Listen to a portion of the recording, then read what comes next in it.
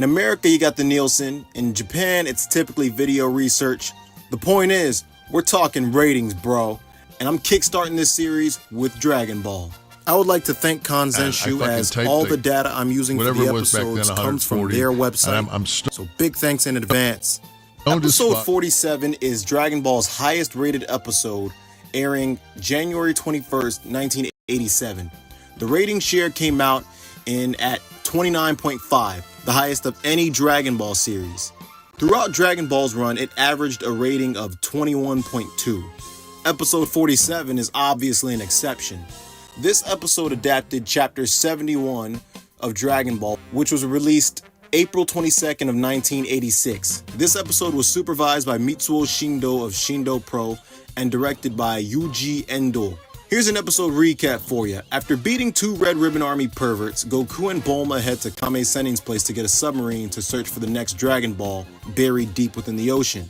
Goku and Bulma have to wait for Kuririn or Krillin and Lunch to show up back to the house after using the submarine to go get some food. During the wait, Kame Sennin uses the microband that Bulma gave him in exchange for a sub in his perverted plan to see Bulma use the bathroom and Lunch take a shower. Goku and Bulma's stop at Kame's house alerts the Red Ribbon Army, who are searching for the Dragon Balls, and General Blue sends out a scout to Kame house to scout the area. In the end, Goku and Bulma take Krillin with them and are located by the Red Ribbon Army. So why did the ratings jump for this episode? The ratings around this time, up to episode 46, were around a 24 to 26. Then in episode 47, they jumped to a 29.5. And after this episode, they stayed around a 27 to 28 into episode 50. But why would they jump specifically for this episode? One of the reasons is definitely that a lot of Dragon Ball viewers had to have been excited to see their favorite characters come back, like the Muten Roshi and Kuririn, or Krillin and Lunch and the Turtle, Umigame. And after seeing the episode preview for episode 47 in episode 46, they must have been super hyped to see these characters return. The same thing would happen later on with Dragon Ball Kai in episode 46, where episode 47 was teased. You could see Goku transforming into a Super Saiyan against Frieza, and the episode title was right there for you to see. The same thing again happened in Dragon Ball Super, when people were hyped to see the return of future Trunks, as well as what would happen to future Bulma from the preview that we saw in episode 46. And these two episodes of Dragon Ball Kai 47 and of Super 47 as well were also the highest rated episodes of both series respectively as well. So 47 may just be Dragon Ball's lucky number. I mean, you got 4 for the 4 stars and 7 for the Dragon Ball. So it kind of fits, right?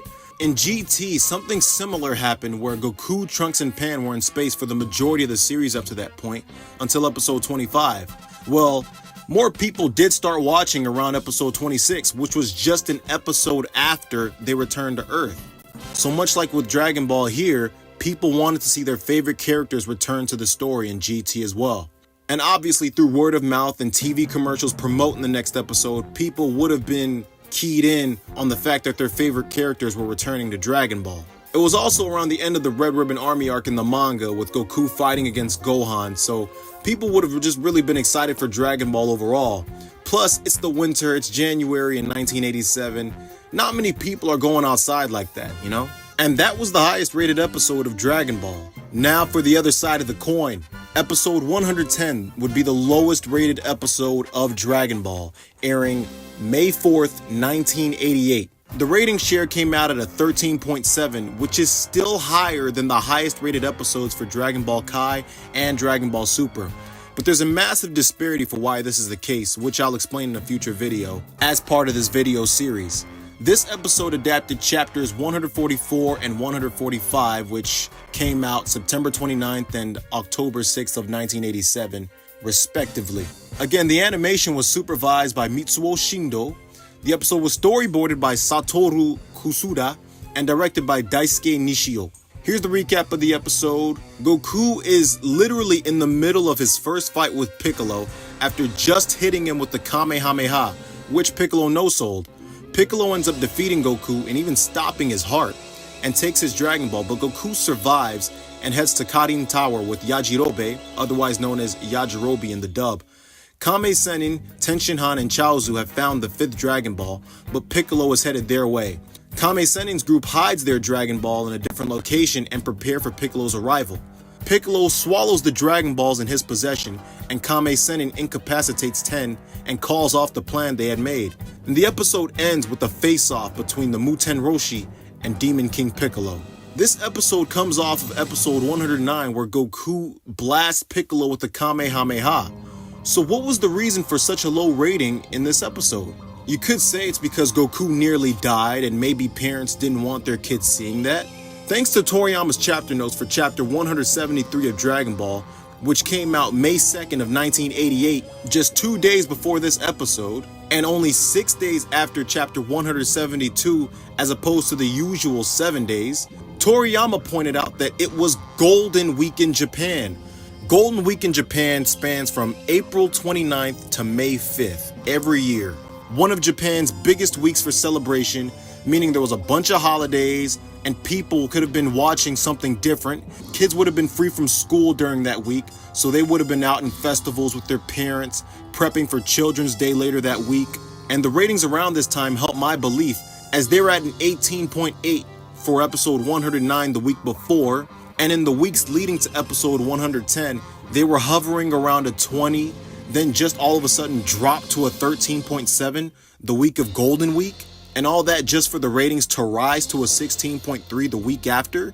To be fair, after this point, the ratings overall would just seem to take a noticeable dip from the usual 20s it would get before, up until around episode 132, which was the episode right before the 23rd Budokai began airing. These rating dips during Golden Week for every Dragon Ball series to this day match up very closely and consistently to what I've been saying. Dragon Ball Kai, for example, began airing a month before Golden Week, but episode 5, which premiered May 3rd, 2009, had a rating share of 8.8, which was a noticeable drop from the 11.1 the week prior to Golden Week, which it aired, only to go up to a 9.1 the week after Golden Week. So maybe when you combine just how dark the Piccolo arc was overall, combined with the challenge of airing Dragon Ball during Golden Week, parents probably didn't want their kids being exposed to that level of violence. Plus, assuming kids read the manga, they would have known what would have happened, or they could have waited after Golden Week was over to see another airing of this episode later on.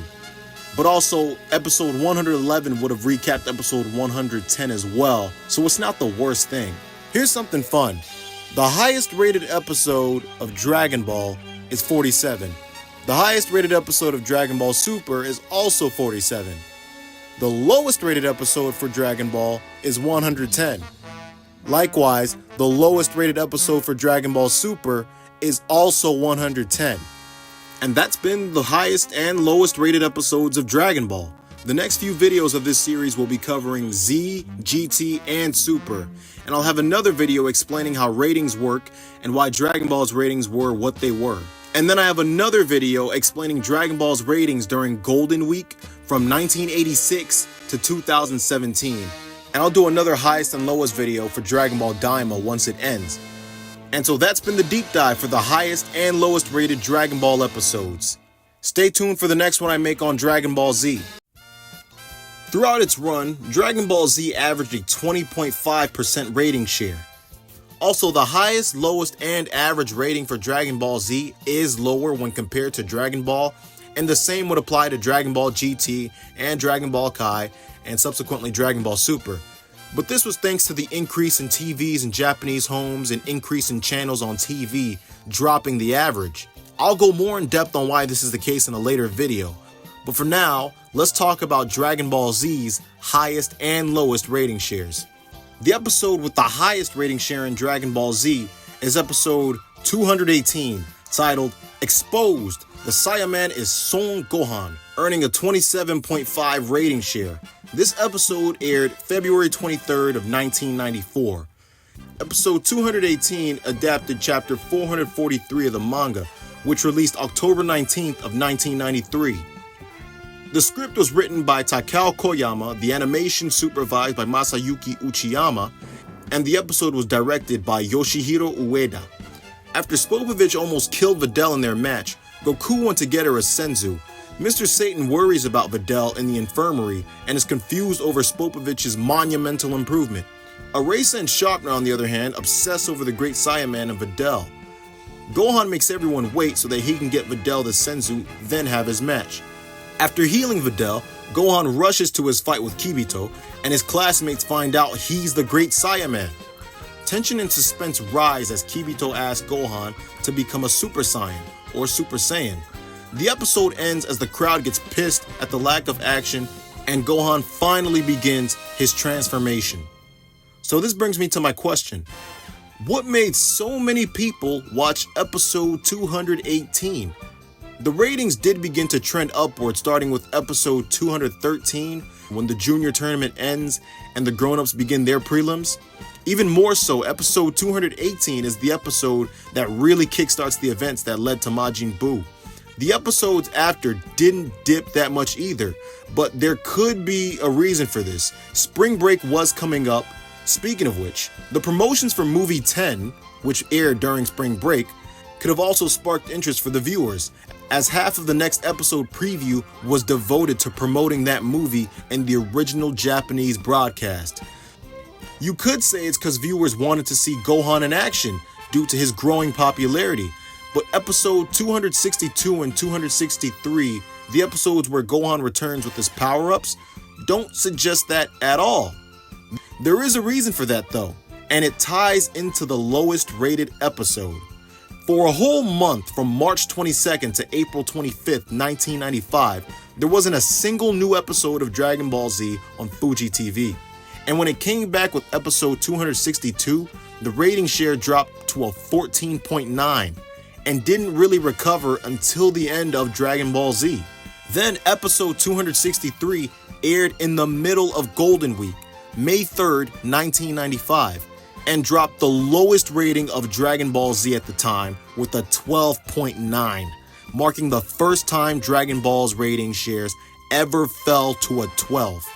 The second and only other time this happened in Dragon Ball Z was episode 273, the lowest rating of any episode in Dragon Ball Z.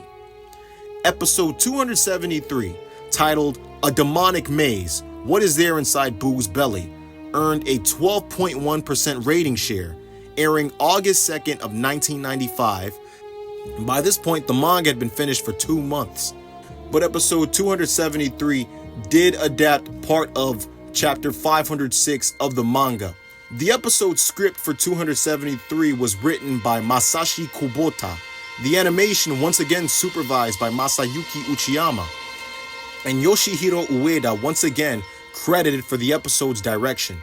In this episode, Vegito, after giving Buu a hard time, allows himself to be absorbed. Buu celebrates this by tearing up the earth. The Kaioshin notice Buu's lack of change. Dende and Satan worry over there being presumably no fighters left. After letting his barrier down inside of Majin Buu, Vegito unfuses into Goku and Vegeta.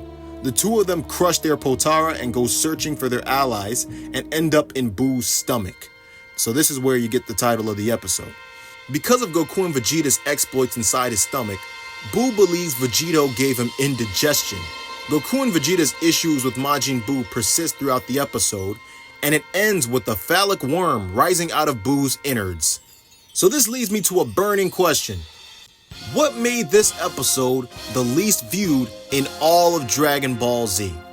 Again, episode 263 was the second episode to air after a month-long hiatus, and this episode aired during Golden Week. Another long break ensued, boosting the ratings initially, but that didn't last, and the ratings would just steadily fall until reaching its nadir with episode 273. Those are the two biggest reasons. It would make no sense that the episode after Vegito gets absorbed has 2% less overall viewers otherwise. The hiatuses became more frequent around this time as well.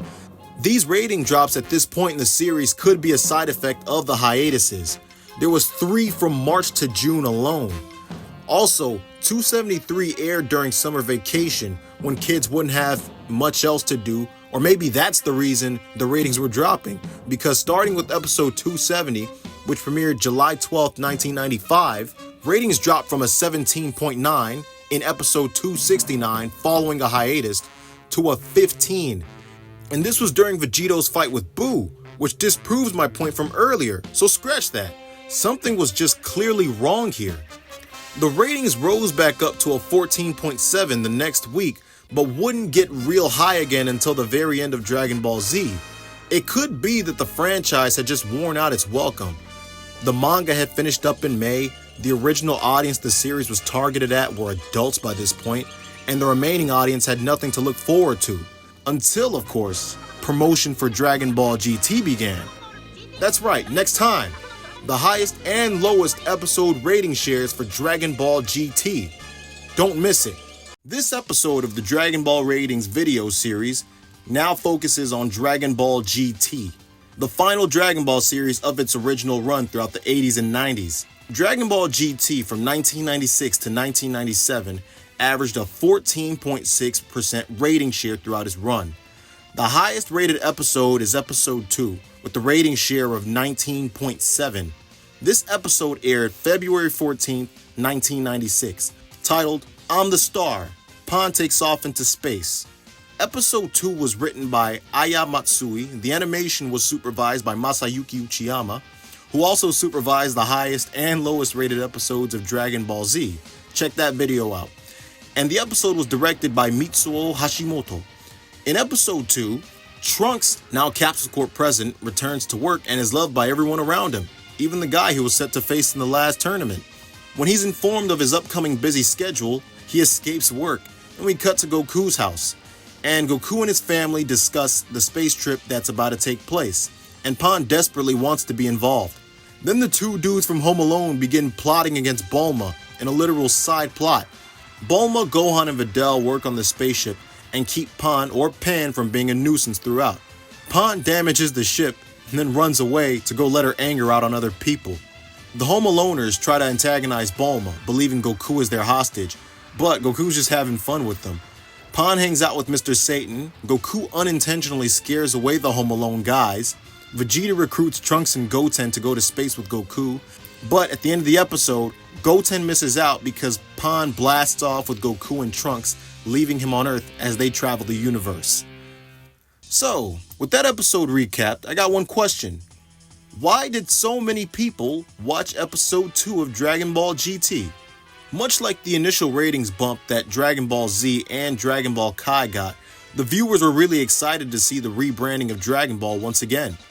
The first episode set the tone right out the bat, with the storyline and brand new Dragon Balls and Goku becoming a kid again. Must have had so many people wondering what would happen next. Also, Goku was a kid again. The 10th anniversary movie was right around the corner, so the nostalgia was really hitting hard, you know what I'm saying? Episode 2 showed off much more of the cast as well than episode 1 did, and much like episode 47 of Dragon Ball, it proved that the return of beloved characters draws in viewers, especially considering there was a time gap from Z to GT. This would easily make people more excited to see the changes that happened to the characters over the course of those years. The guys from Home Alone definitely drew eyes as well, as Home Alone is really successful and a really popular movie all throughout the world. And also, it is winter, so there's a greater chance that people are inside the house. It is February after all. Aside from that, this was a really great episode, especially in terms of direction with how many characters needed to be kept track of. It was quite a lot, and they did a masterful job of that. The ratings did begin to dip though after episode 3 and would continue to drop until hitting its lowest at episode 21, titled, How Can This Be? Goku Has Become a Metal Slab. The rating share for this episode was a 9.6, the second episode in Dragon Ball's history to dip below a 10, the first being the episode right before it, episode 20. Episode 21 aired August 14th of 1996. Written by Aya Matsui, directed by Osamu Kasai, episode 21 begins with Goku fighting General Rild on M2 after Rild had became the planet. Kind of like Zamasu in Super, right? Goku finds out Rild makes an awesome movie villain and continues their fight until Pan arrives, which causes a great enough distraction for both of them to get turned into metal slabs and sent to Dr. Mew. While in Dr. Mew's custody, he begins analytical and reconstructive surgery on all 3 slabs until Giru comes in and stops it. He attacks Mew, unmetallicizing Goku and Pan, then chaos ensues as Trunks' slab gets snagged by Mew's gang, and then both sides fight over Trunks' slab and end up destroying it. Then when everyone believes Trunks is dead, he shows up from another room to reveal that he and Giru planned this. Then Trunks shows Goku and Pan Dr. Mu's secret, which lies behind the door he came out of. It would be Baby, by the way. So why was episode 21 the least viewed out of all of GT? Like I mentioned earlier, episode 20 set the precedent, and part of the reason was because episode 20 premiered 2 weeks after episode 19. Episode 19 aired July 17th, and episode 20 aired July 31st. But then there's an additional 2 weeks from episode 20's airing to episode 21's airing, which premiered August 14th of 1996. Kids also might have been preparing to go to school after summer vacation. What's funny though is that after not airing an episode from September 4th to October 16th, Dragon Ball GT's ratings remained steady, probably because episode 25, which aired October 16th, was the episode that returned the focus of the story to Earth, where all the characters that everyone loved returned to the story once again. Another thing is that Dragon Ball's ratings had been declining since the Buu arc. A lot of Dragon Ball's target demographic would have been grown by this point, and the 10th anniversary movie, Path to Power, is proof of this. Holidays like Obon could have also interfered with the ratings due to the travel and all. So when you combine Dragon Ball's ratings steady decline since 1994, the breaks in Dragon Ball's airing schedule throughout much of Z's later on portion and in GT, holidays and vacations and such, this is why episode 21 had a rating share of 9.6%. With that being said, Dragon Ball has its own 10th anniversary movie. Dragon Ball Z one-upped that with its very own 20th anniversary TV series. That's right, next time, Dragon Ball Kai's highest and lowest rated episode rating shares. Don't miss it. See ya.